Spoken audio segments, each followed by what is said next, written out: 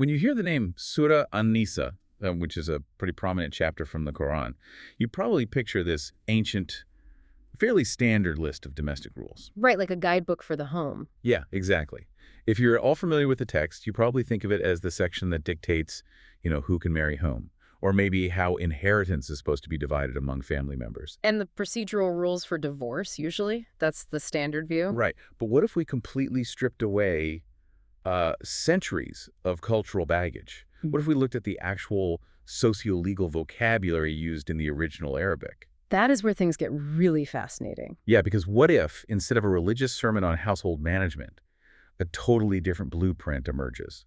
Like a document that looks less like a list of personal moral guidelines and much more like a highly advanced constitutional mandate. A mandate for a state-run social security system, right? Exactly. A system designed to ensure no human being is left without sustenance.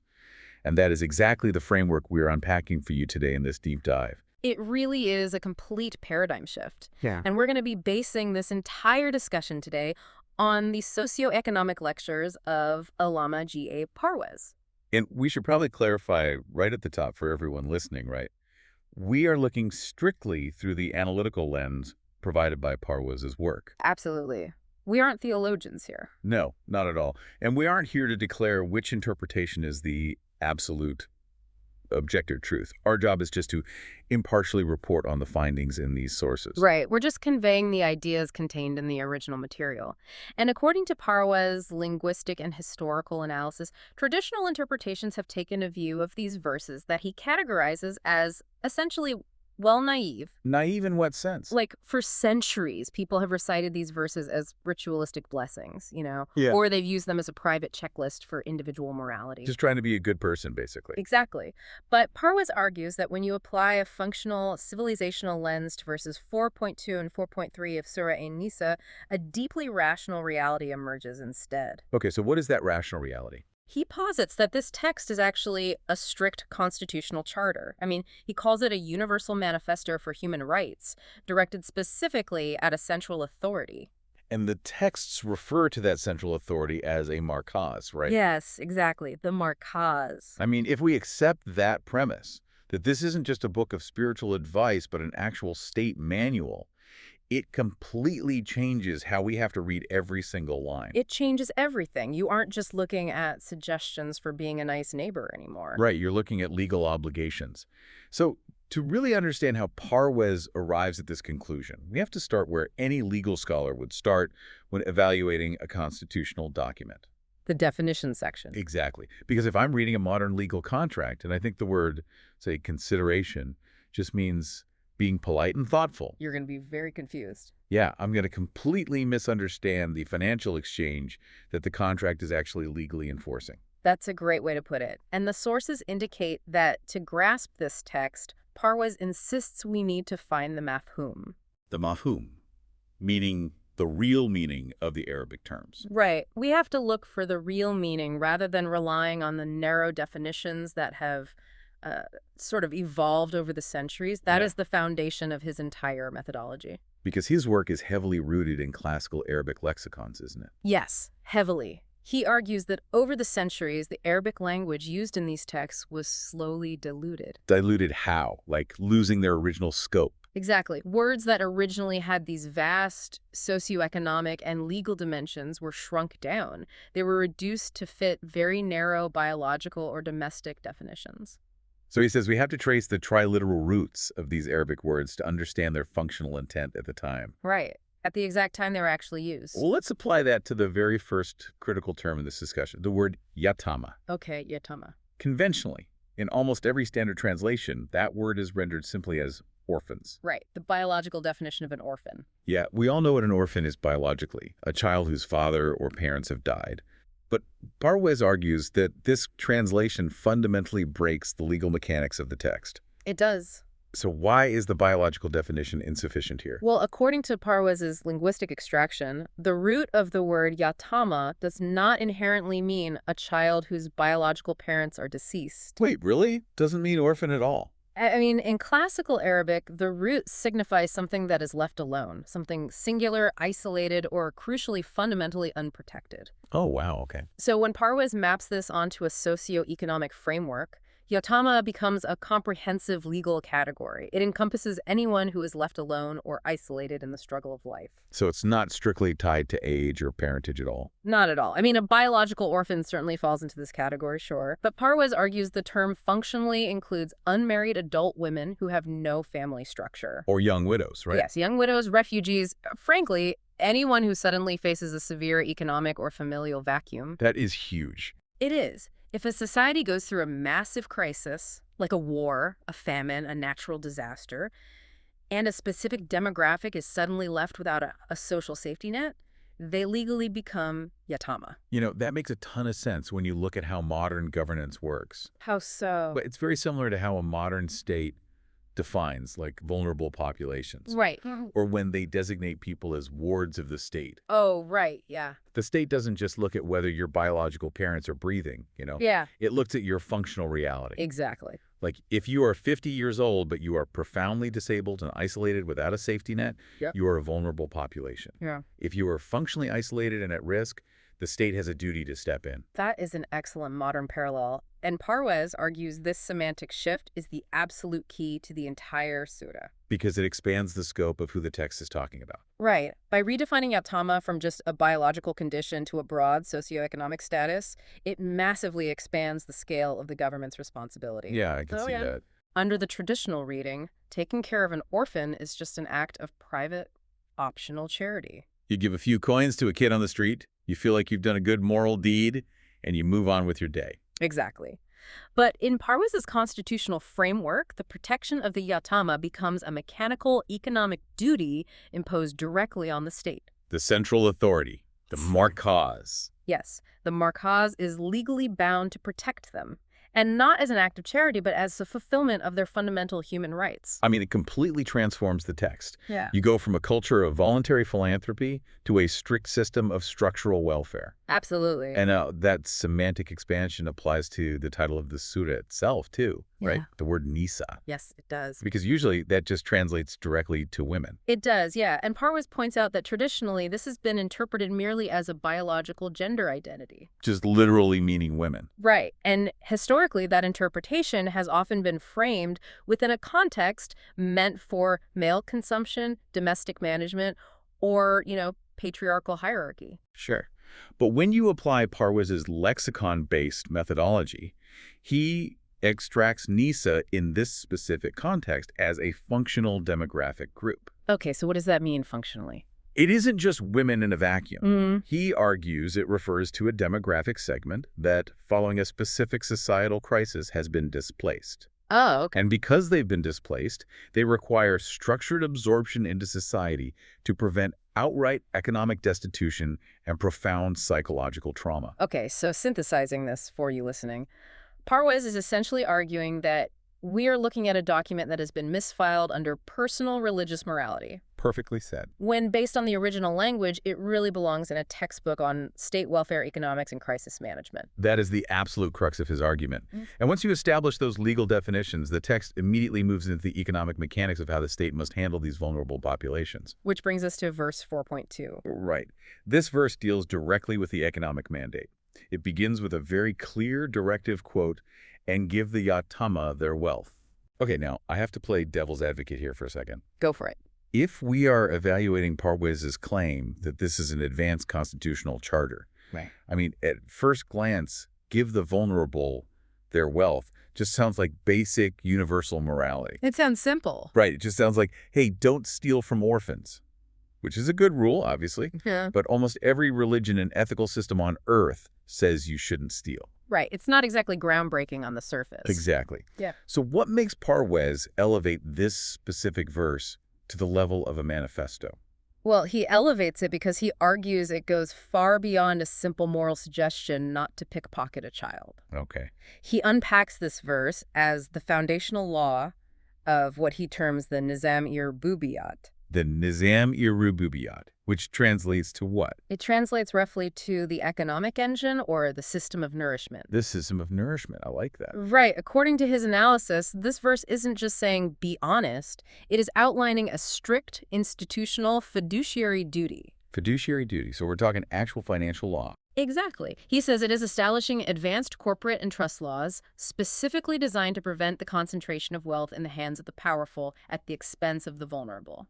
Let's really dig into how that works, because the sources provided highlight some very specific, granular economic rules within this verse, starting with what looks like anti-commingling laws. Yes. The verse explicitly states, do not consume their wealth by adding it to your wealth. Okay. Parwez interprets this as a strict legal injunction.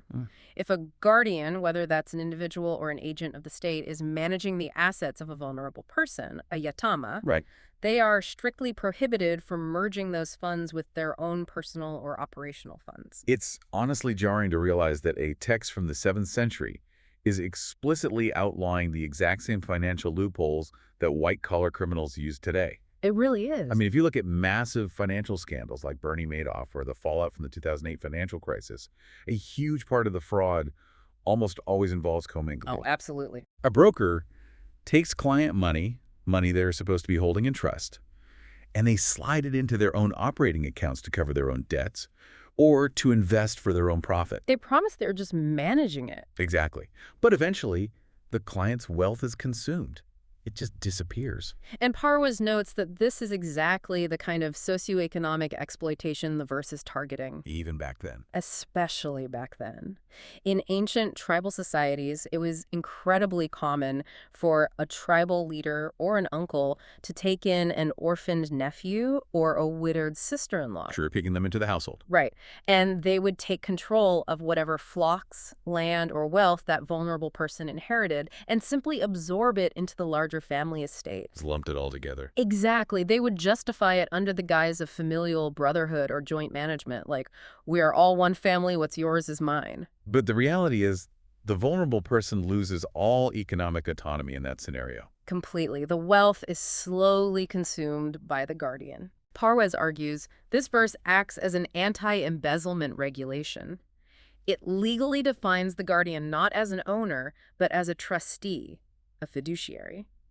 And a fiduciary has a legal obligation to act exclusively in the best economic interests of the minor or vulnerable person. Exactly. And maintaining entirely separate accounts is step one of being a fiduciary. That is literal modern trust and estate law. It really is. Like, if you are a lawyer today holding settlement money for a client, you have to keep it in a designated trust account. IOLTA accounts, yeah. Right. If you commingle that money with your firm's operating funds to pay your electricity bill, even if you plan to pay it right back on Monday, you get disbarred. Oh, instantly. It's not just frowned upon. It destroys your ability to practice law.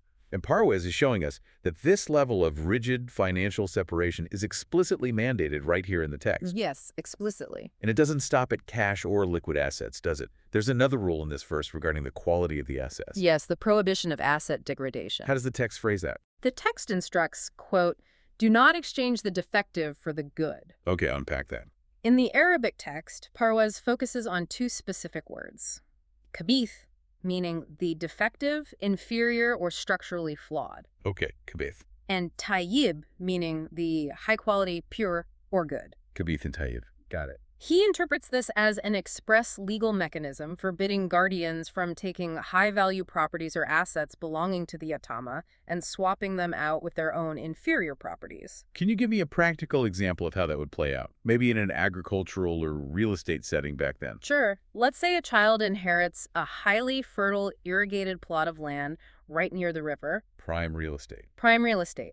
Now, the guardian, who is managing the estate, happens to own a barren, rocky patch of land on the edge of the desert. I see where this is going. Right. The guardian might decide to legally swap the deeds. They take the fertile land for themselves to generate profit, and they give the child the rocky land. And they justify it by saying what?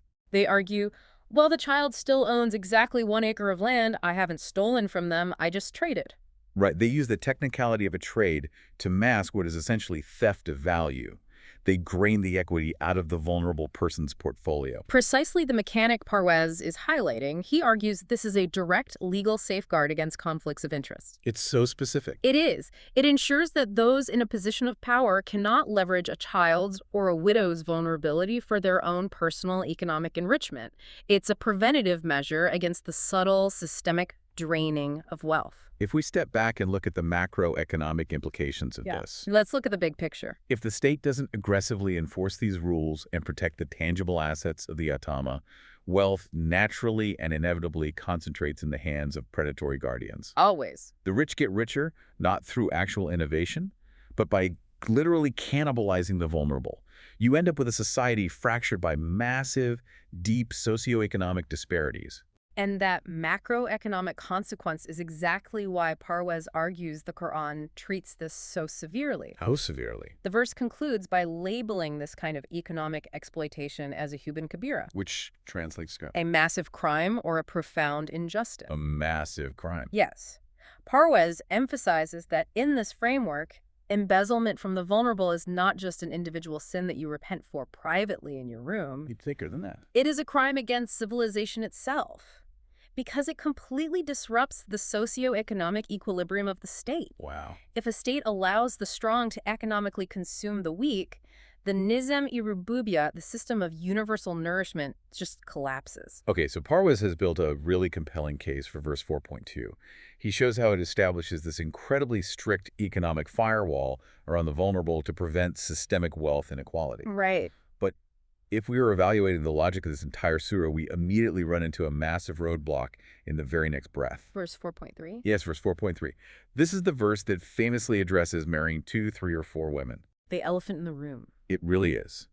If Parwez is arguing that this text is a universal manifesto for human rights, human dignity, and socioeconomic equity, how does he reconcile plural marriage? It's a tough hurdle for modern readers. To a modern ear, institutionalized polygamy feels like the exact opposite of an equitable human rights manifesto. It feels like institutionalized inequality. It is absolutely the most critical question to ask when studying this text, and Parwez dedicates significant analysis to it. So what's his argument? His core argument is that to understand verse 4.3, you absolutely cannot look at it in a historical or textual vacuum. You need the context. You need the specific context of crisis that necessitated it, specifically the severe demographic emergency that occurred following the Battle of Uhud. The Battle of Uhud. Okay, let's spend some real time here to set the scene because a lot of listeners might not know the history. It's crucial history. What exactly was happening in Medina at this time that Parwez believes triggered this specific verse? So the early Muslim community in Medina was incredibly small and highly vulnerable.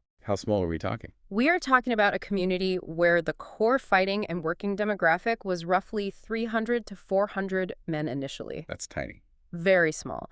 And they were surrounded by hostile forces.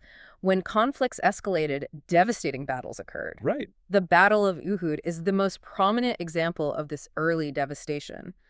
A significant portion of the adult male population was killed in a single afternoon. The single afternoon. Yeah. So you have a society of maybe a few thousand people total, and suddenly a massive percentage of your able-bodied men, your primary economic providers in a 7th century context, are wiped out in a matter of hours. Yes. The economic and social shockwaves of that must have been just incalculable. They were. You didn't just have grieving families. You had an instant, massive demographic imbalance. Right, the ratio of men to women would completely skew. Exactly. You suddenly had a massive surplus of widows, many of them with young children. Furthermore, Medina was acting as a sanctuary city at the time. A sanctuary city. Yes.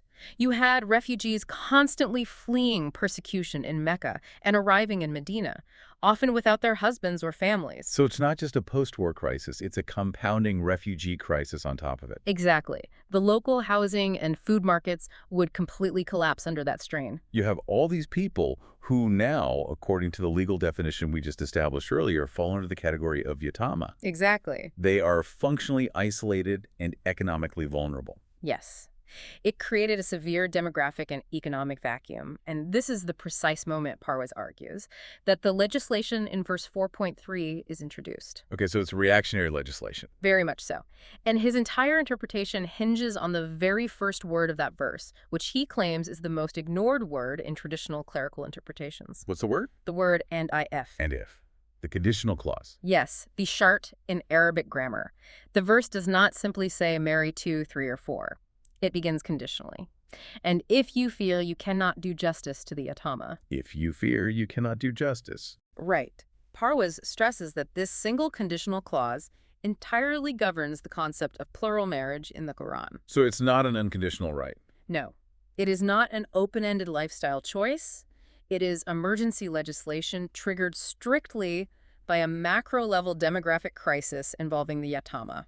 So Parwez is arguing that traditional clerical frameworks have essentially snipped off the IF to manufacture a permanent, unconditional male privilege, That is his exact critique. when the text itself actually presents it as the conditional crisis response. Yes. In Parwez's view, plural marriage is an exception to the rule, activated only when the state fears it cannot otherwise achieve socioeconomic justice for a massive influx of unprotected women and children.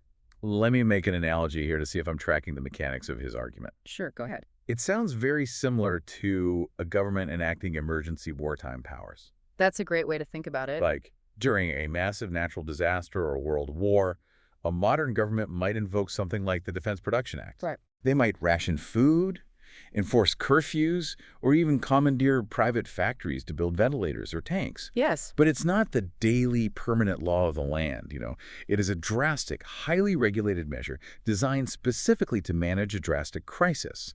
And when the crisis ends, the emergency powers are supposed to recede. That is an exceptionally accurate analogy for Parwez's framework.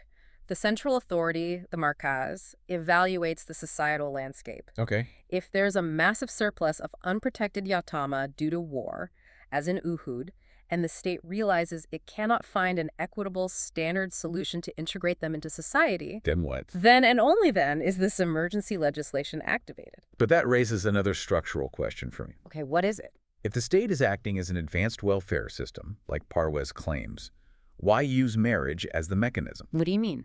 Well, if you have all these displaced widows and children, why not just use the state treasury? Write them a welfare check, build state housing, build large orphanages to house all the kids.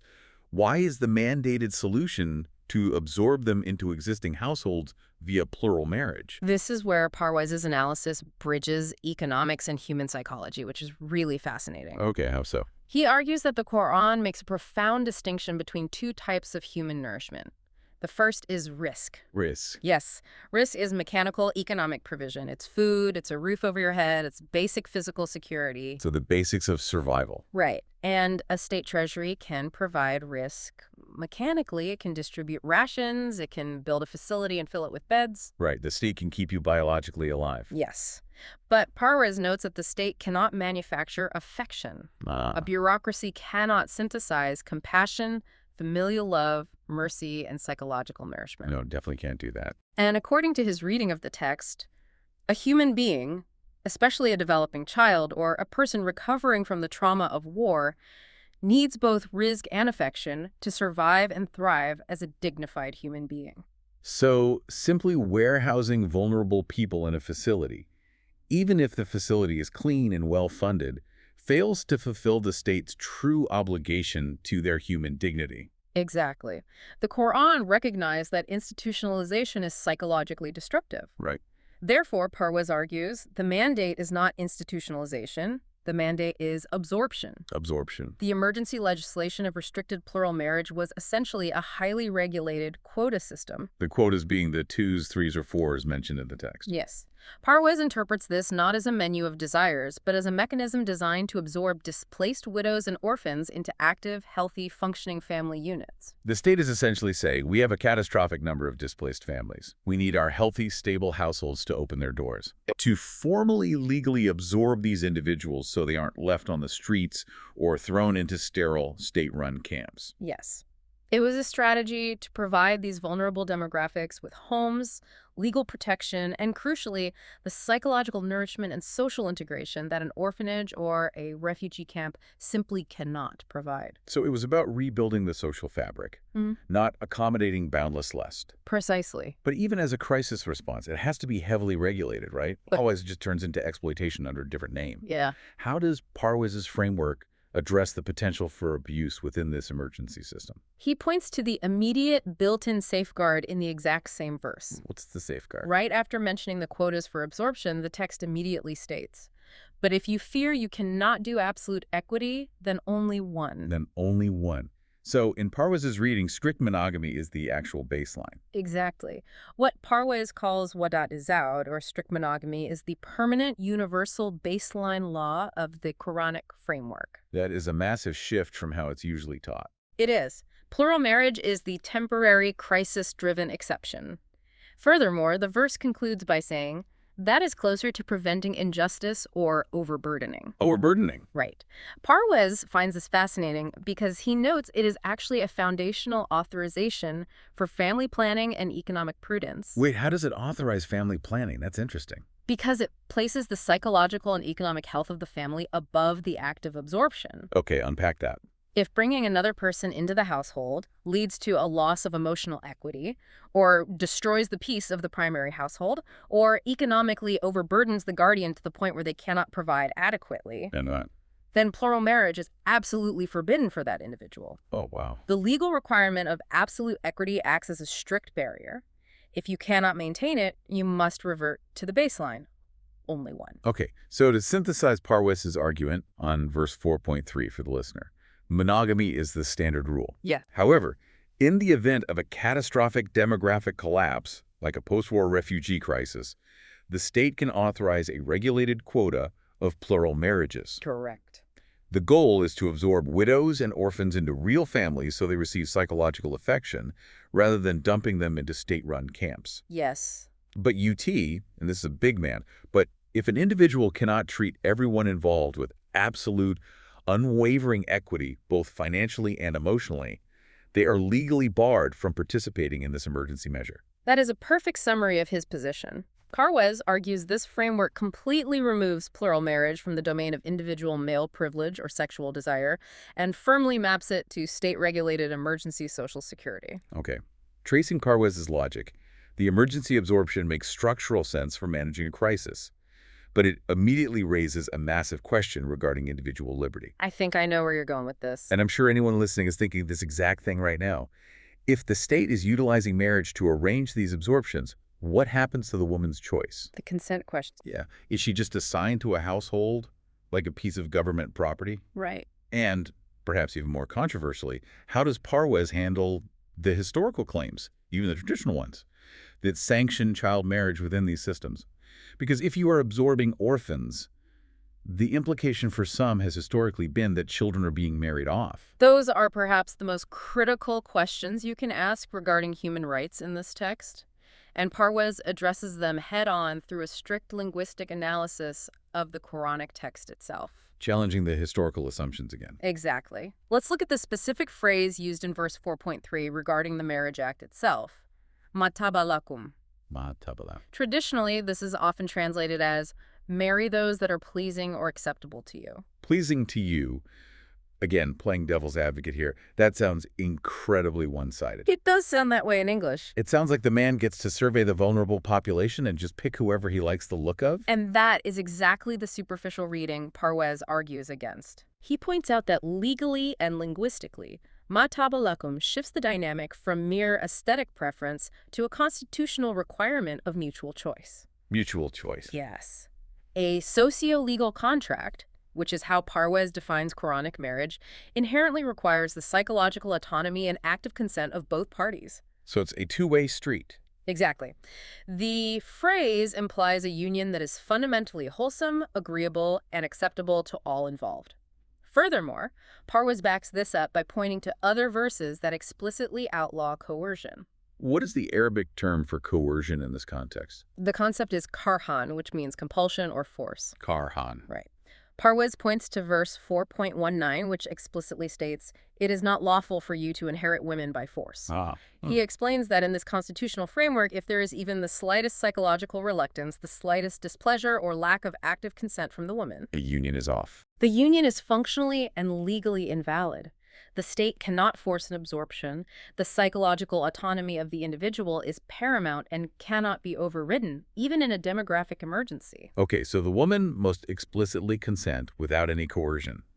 But how does Parwez tie that requirement of autonomous consent into the child marriage question? It's a direct link. Because historically, there are well-known narratives, deeply embedded in tradition, of marriages happening at very young ages. He ties it in directly through the concept of cognitive capacity. It's a simple logical progression. Walk me through it. Well, if the Quran legally demands choice, meaning autonomous, informed consent, then we must ask a basic legal question. Can a minor exercise legal choice? Obviously not. I mean, in no modern or rational legal system can a child sign a binding contract, let alone consent to something as profound as a marriage. Exactly. A child lacks the developmental capacity to understand the implications of that choice. Precisely. A child does not have the psychological maturity to make an independent marital choice. Therefore, Parwez argues, by legally requiring cognitive choice and mutual acceptability, Matabalakum, the Quran, functionally outlaws child marriage. It outlaws it by default of requiring consent. Right. It demands a state of bulukat. Bulukat, meaning maturity. Yes, which in Parwez's analysis means full psychological and intellectual maturity, not just the onset of biological puberty. That's an important distinction. It is. Parwez argues that treating a child as a biological transaction isn't just a cultural misreading. It actively violates the constitutional mandate of the text. He even states that it regresses human behavior below that of the animal kingdom. Wow. But, and this is a big point, the traditional narrative is so deeply entrenched. What about the most famous historical precedent used to justify child marriage? You're talking about the marriage of Prophet Muhammad to Aisha. Yes. The traditional narrative, repeated in countless texts, is that she was 6 years old when the marriage was contracted and 9 when it was consummated. If Parwez's constitutional framework outlaws child marriage, how does he justify overturning a historical narrative that has been accepted by so many for so long? He justifies it by turning to historical extraction and basic mathematics. Mathematics. Yes. Parwez argues that the narrative of a 6-year-old Aisha is a later historical fabrication that contradicts both the strict legal injunctions of the Quran we just discussed and the established timelines of other historical figures. Okay, let's walk through the math on this. Yeah. Because if Parwez is right, it's a massive historical correction. It is. So, to prove this, Parwez looks at the established life timeline of Aisha's older sister, Hazrat Asma. Okay, Asma. What do we know about her timeline? It is universally accepted across Islamic historical texts that Asma was 10 years older than Aisha. That is a fixed data point. Okay, Asma is 10 years older. Got it. It is also a widely recorded historical fact that Asma died at the age of 100 in the year 73 after the Hijra, the migration to Medina. Okay, wait, let me do the math here out loud. Go for it. If Asma died at 100 years old in the year 73 after the Hijra, you subtract 73 from 100. That means Asma was 27 years old at the exact time of the Hijra. Exactly. Now, apply the first data point. If Asma was 27 at the time of the migration, and we know Aisha was exactly 10 years younger than Asma. That means Aisha was 17 years old at the time of the migration to Medina. Precisely. And historical records show the marriage to the Prophet took place in the second year after the Hijra. Meaning, if you add 2 years to 17, Yes. Aisha was 19 years old. 19. Not 6, And 19. According to Parwez's historical extraction, she was 19.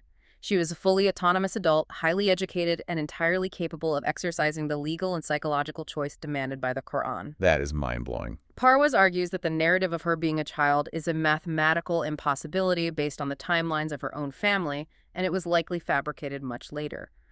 For Parwez, the math proves that the system requires full maturity and total consent.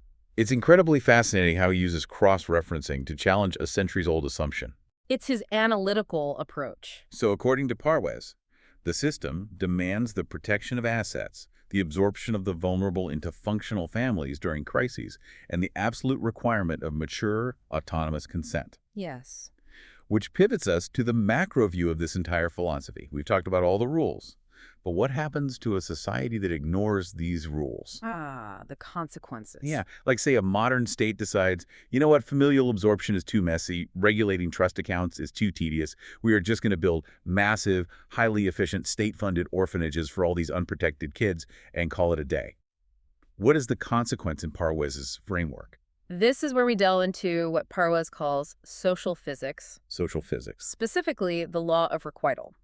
He argues that the Quran outlines a brutal cause and effect reality of sociology. Cause and effect. Right. It's not about divine lightning bolts striking you down from the sky. It's about the systemic consequences of societal choices. And when it comes to the institutionalization of children, Parwez introduces a rather stark metaphor. What's the metaphor? He suggests that the traditional model of an orphanage functions distressingly like a slaughterhouse for human potential. Wow. That is a very intense image.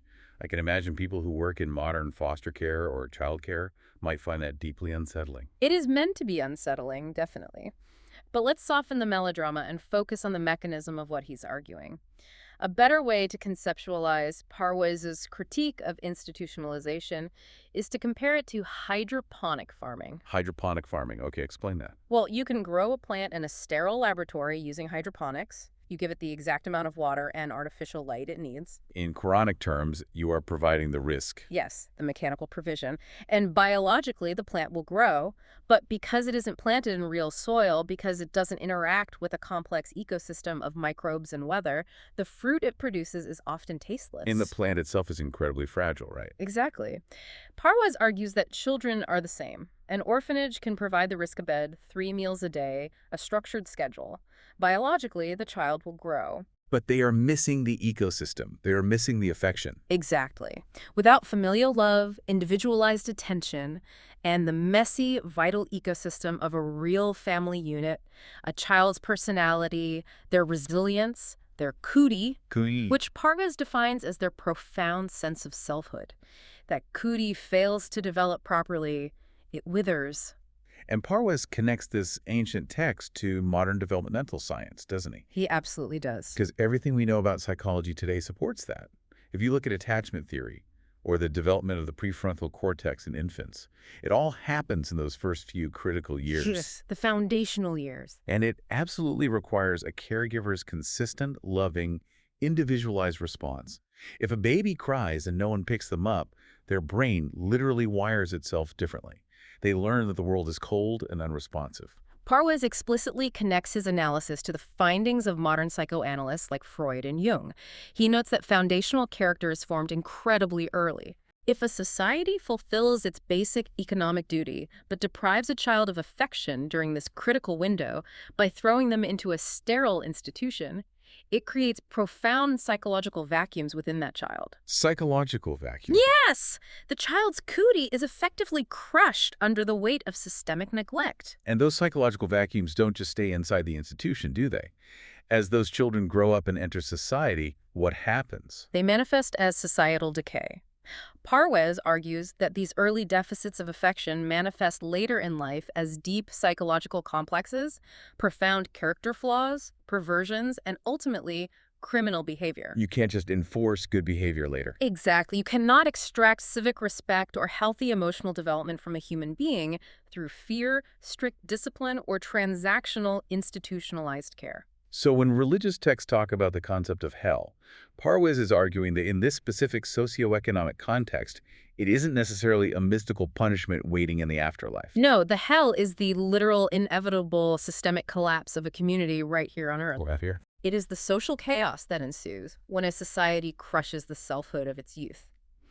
If you mass-produce traumatized, unloved citizens by hoarding wealth and institutionalizing the vulnerable, Your society inevitably becomes a living hell of crime, disparity, and social fracture. that is the exact social physics at play. The mistreatment of the weak leads directly to the collapse of the strong. Wow. No amount of subsequent preaching, policing, or building larger prisons can cure a society that structurally traumatizes its youth from the beginning.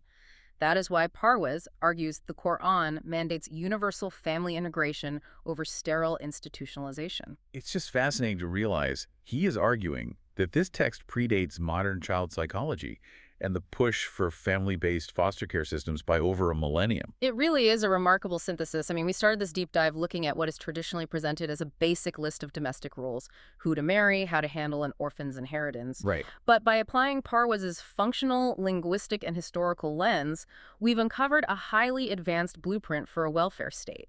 And this brings us to the ultimate synthesis of Parwez's lecture, what he calls the mustakila qadar, or the permanent value. The permanent value. Based on the sources we've explored today, the ultimate metric of any civilization is not its military might or its technological advancement or its gross domestic product. No. The ultimate metric of civilization is how it structurally, legally, and economically guarantees the human dignity, the psychological autonomy, and the economic equity of its most vulnerable members. Exactly. In this reading, Surah An-Nisa is absolutely not a domestic checklist. It is a universal manifesto for those left behind in the struggle of life. It serves as an economic firewall against embezzlement, a psychological safeguard against institutional trauma, and an emergency demographic blueprint, all rolled into one comprehensive constitutional document. It outlines the economics, the psychology, the emergency levers with incredible precision. Wow. But as we wrap up this exploration of Parwez's theories, here's the ultimate question for you to mull over. Big question. We've just seen how this system theoretically protects the individual to an incredible degree, legally binding the state to ensure no one is left destitute. Yeah. But who actually runs the state? Right. How does the Quran actually define the authority, the markaz, that must enforce these rights? Who gets to hold that kind of immense power over wealth and family structure? And more importantly, how are they kept in check so they don't become the ultimate exploiters themselves? That is a massive topic. It is, and that is exactly where we go in our next deep dive.